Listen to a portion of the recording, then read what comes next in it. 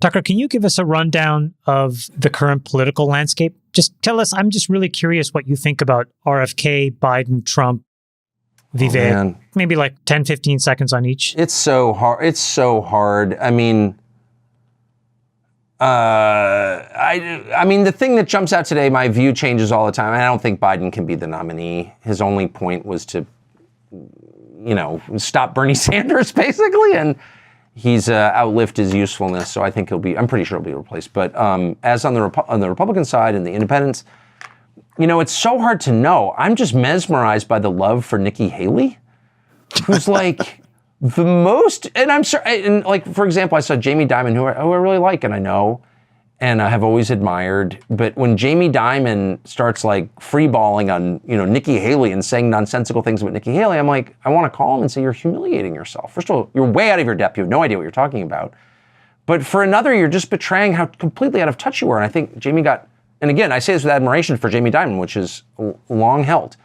But like, if you get to a place where you think that Nikki Haley has a shot of getting elected in a free and fair election, like, you have no idea what's going on in your own country. It's just embarrassing to say that. It's super embarrassing. Explain to the audience. Unpack that. Why is Nikki Haley not viable? It's not personal. I actually don't care for Nikki Haley as a person, but that's immaterial. Nikki Haley's program, or what she stands for, what she believes, maybe moral or immoral, God will judge. It's not popular with the public, and it's super easy to know that. Her stance on war specifically, yeah. Her stance on war and on economics. And we know that from looking at the Gallup poll, which is a rolling survey of people's attitudes on things. And in an actual democracy, you would see the leading candidates, or people who hope to become the leading candidates, articulate concerns and lay out views that reflected the concerns of the population who are going to vote them into office. But Nikki Who does Haley's that the most right now? Oh, Trump. Is it fair to say Nikki Haley is basically an unreconstructed Bush Republican? I mean, her views are basically the same views as George W. Bush. She once again is in all sorts of new wars, and I don't even think she regrets the forever wars in the Middle East that were so disastrous. I haven't heard one word of criticism from her or remorse that she supported all of those things. And on the economic policies, this is kind of this like corporatism. It's like the whole Trump rebellion never even happened in the Republican Party. It's just like right back to the past. And the fact that the establishment sort of coalescing around her kind of tells me that as much as I didn't want to believe this, I think that Trump is still the indispensable figure in the Republican Party. Because if you take him away, they're going to revert right back to where they were. They're going to go right back to the factory settings on Republicans, which is Bush Republicanism. Tucker, can you just finish the rest of them? Yeah, RFK, Vivek, Trump. Well, I mean, I know Vivek well personally, and it shows that I'm out of touch too. I mean, I'm 54, so I don't have my finger on every pulse. But so I like Vivek actually. But I see these surveys where he's not doing well and people don't like his personality or whatever. He's a little overbearing. That never bothers me at all. I'm just not put off by that at all. And I'm a little bit confused by why he's not doing better. Again, that's a reflection on, I've just made fun of Jamie Dimon. Here I am doing it myself. Like, why isn't Vivek doing better? I'm sure there are reasons. I just don't. I think his program is solid. I think he's reasonable. I think he's smart. I don't think he has some creepy agenda. But he's not doing well. That's just a fact. Bobby Kennedy, I know quite well and think a lot of him. And I think he's a decent man and a principled person. I think he's smart. I don't have quite as much confidence in maybe some of the people around him. I feel like maybe there are other agendas that he's not aware of. I don't know. I can't assess. But so that's what I think President of that. Trump? Well, I mean, the New York Times had a piece, I think it was Jonathan Swan, who's smart, and had a piece telling you what you already knew, kind of, but proving it with numbers, that Trump became the nominee in August of last year, 2022, when the FBI went through his wife's underwear drawer in his house. Like, that was so insane that even if you're like, I can't deal with more Trump, and he didn't actually do anything, and he put Jared in charge of, there are lots of frustrations you could have about Trump if you supported Trump, and you could be disappointed. But the second the FBI raids his house on a documents charge, and anyone from Washington, as I am, can tell you that's like insane. Like that's like so common. It's not, if they're charging him for that, that's a joke. Where are the felonies he supposedly committed? I was led to believe he like murdered people and buried them in the Meadowlands. Do you know what I mean? Like, that's the best they got when they did that. I know for a fact, and this piece showed it, but I knew it already. A lot of people are like, you know, I have mixed feelings about Trump, or I don't want to deal with more Trump drama. But if this is allowed to happen, our system won't continue. That's so outrageous that, I mean, let's just stop lying about it. That's a political prosecution. You can't have that.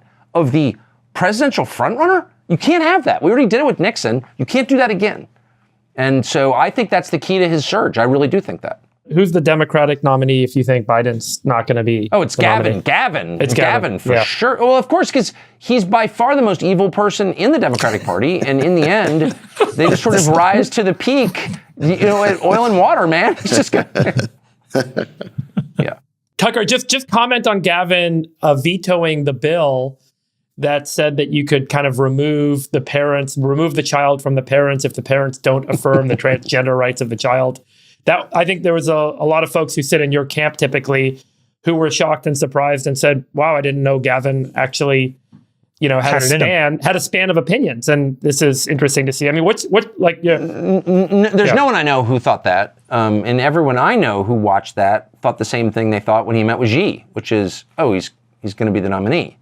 Yeah. I mean, of course, that's what that was. I mean, I know Gavin Newsom, and you know, I think a lot about Gavin Newsom, many different things about Gavin Newsom. But one thing I know for a fact about Gavin Newsom is he has the capacity to beat a lie detector test. Gavin Newsom will say anything he needs to say, and not like Biden's not like this, actually. Whatever Biden's fault, he's not like this. Like Biden would, you know, he has like guilt. If he's lying to you, he gets twitchy. Gavin Newsom's palms don't sweat. His respiration doesn't increase. His body temperature doesn't change. Nothing changes in Gavin Newsom when he lies to your face. And there are not that many people like that, actually. That's a rare quality. Like to lock down the state, to keep people's kids from getting an education, and to arrest people for surfing, and then go have dinner at the French Laundry. Like most people couldn't do that. They'd just be like, You're saying he's a sociopath. He can lie and not care. I'm not a psychiatrist, but so I don't really know the category, and I'm not going to diagnose him, but I'll just say in 50 years of being around a lot of people, I've met very few who can behave that way. Very, very few. It's a very unusual quality, and of course, it's probably useful in politics. Is he electable? Yeah, exactly. Are the American people going to see that the way that you see it, or? Well, as you know, the system in California does not include elections. I mean, it has nothing to do with what the people think. It's a machine state. It's the most corrupt out of 50. Kamala Harris was like despised by most Californians, and she, was a sitting U.S. senator. Poor Dianne Feinstein, my neighbor in Washington. I don't think she was a horrible person, just for the record, but she was non compos menis, and like she could have lived well beyond her death as a U.S. senator. So it's like, it's not a democratic state, small d democratic state. It's not run on the basis of what the population wants. It's a fixed game in California. And so it does make me very uncomfortable that someone from that political culture, which is an utterly corrupt political culture, an authoritarian political culture, could like enter a presidential race. Because like, clearly, what are you running on if you're Gavin Newsom? As a native Californian, I know what the state was like in 1985 because I lived there, and it's completely degraded from that time. And like, how did that happen? Well, part of the big reason is the political leadership in the state. You've got nothing to run on. What are you running? Have you driven through LA recently? Like, seriously. So the fact that he would get in the race suggests, they think that they can win without the consent of voters. And that freaks me out.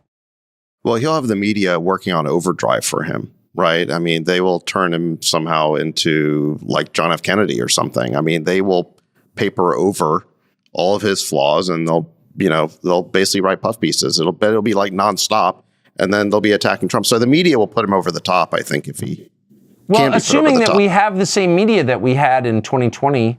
That's true, but I mean, that's why you just got to pray every night for Elon's health. And I mean it, too. I mean it. It's the only platform at scale in the world that's pretty, there's censorship on it, but there's not mass censorship, actually. There isn't. And that's the only platform of its kind.